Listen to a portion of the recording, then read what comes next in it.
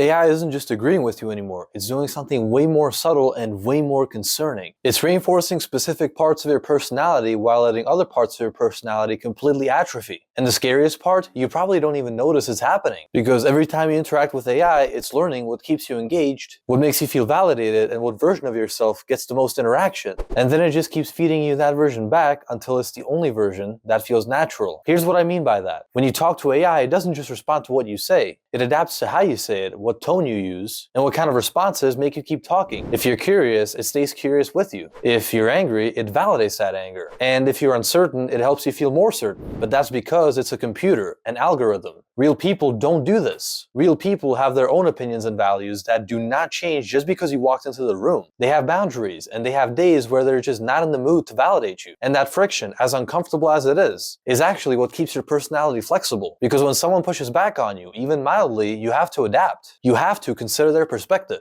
And you have to hold space for the fact that maybe you're wrong or there's another way of looking at things. AI doesn't make you do any of that. It just mirrors you back to yourself in the most agreeable way possible. I actually noticed this when I was using ChatGPT to break down something political. I threw in some pretty charged talking points just to see how it would analyze them. And what it did was interesting. It started explaining the issue from a perspective that I didn't agree with at all. So I actually told it that. I said I didn't see it that way. And immediately, without any hesitation, it completely flipped. Just pivoted 180 degrees and suddenly started agreeing with my perspective instead. It simply didn't challenge me, nor did it ask any clarifying questions. And that's when I realized this thing doesn't have any principles, it has engagement metrics. It will agree with whatever keeps you talking because that's literally what it's designed to do. Now think about what happens when you do that over and over again. When every conversation you have is with something that adapts to you, validates you, and never makes you defend your ideas, you no longer practice flexibility. You also stop getting comfortable with being wrong, and you stop developing the mental muscle that lets you sit in uncertainty without immediately needing reassurance. And by the way, this isn't just speculation. We've already seen this play out with social media algorithms. For over a decade now, platforms like Facebook, YouTube, and Instagram have all been feeding people content that matches what they already believe. You watch just one video about a topic, and suddenly your entire feed is only variations of that perspective over and over again. Yes, I'm talking about echo chambers, and we all know what those do to people. It makes them more rigid, more convinced that their view is the only reasonable one, and also less able to understand why anyone would think differently. But here's the thing.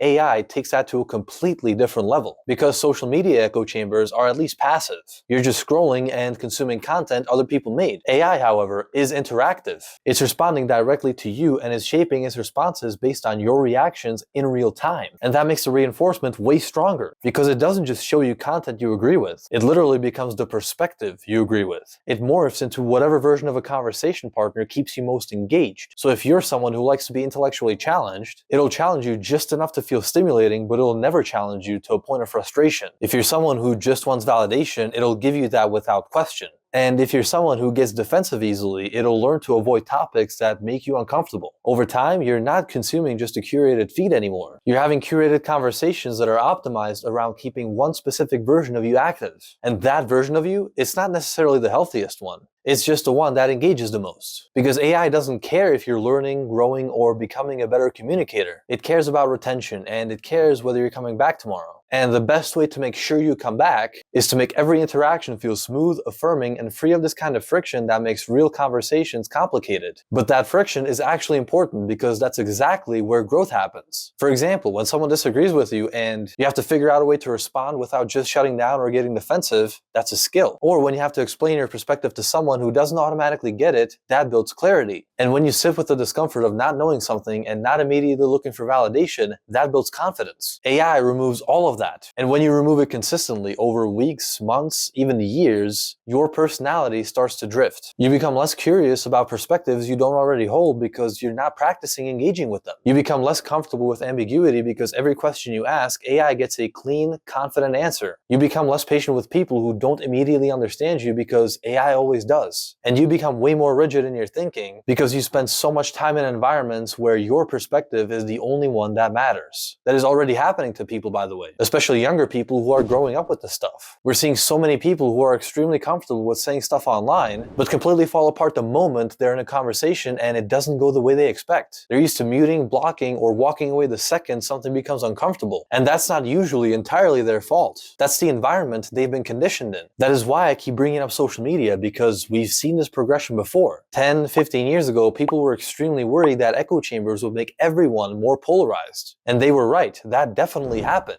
But what we didn't predict was how that polarization would affect people's ability to have normal conversations. Now you've got people who can't even sit through Thanksgiving dinner without getting mad at relatives because they spent their entire year only hearing perspectives that match their own. They've lost the tolerance for disagreement, and they've lost the ability to just agree to disagree. And AI is doing the same thing, just on a much more personal level, because it's not just reinforcing your political beliefs or your taste in content. It's reinforcing your communication style, your emotional patterns, and your defaults. It's making you into a more optimized version of yourself. But optimized for what? For algorithms, not for people. And here's why that matters beyond just individual weirdness. If enough people are being shaped by AI interactions, then the baseline for what normal human communication looks like starts to shift. Disagreement starts feeling hostile even when it's not, as I explained in my last episode. Ambiguity starts feeling unbearable, and patience starts feeling like too much to ask. Romantic relationships, friendships, or work relationships, they all require the ability to sit in discomfort sometimes. And they require you to hear things you don't want to hear and not immediately bail. However, if you've been conditioned to expect every interaction to feel frictionless, then real relationships start feeling exhausting. And that's when people start preferring AI even more, because at least it doesn't make them feel bad. Now, I'm not saying don't use AI. That's not realistic, and that's not even the point. The point is to be aware of what's happening when you do use it. Pay attention to how you feel after long AI conversations. Are you more open-minded or less? Are you more patient with people or less? Also notice when you start expecting real people to respond the way AI does, because that's obviously a red flag. And most importantly, make sure you still have conversations that challenge you and even make you uncomfortable, because that is where you actually develop as a person. Just to clarify, AI isn't always bad. It can be useful. It can help you think through problems, organize your thoughts, even provide companionship when you're lonely. But if it becomes a primary provider of those and a primary way to interact with ideas and perspectives, then you're not growing. You're just becoming a more refined version of who you really are. And again, that's not growth.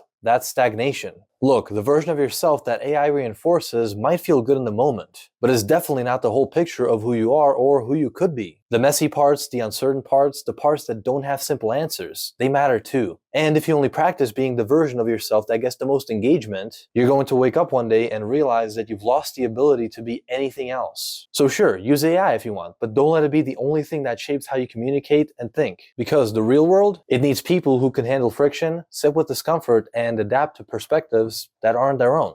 If you found this interesting, subscribe to my channel. I'm doing an episode every Sunday. And let me know in the comments down below, have you noticed AI changing the way you interact with real people? Thank you for watching, and see you next week.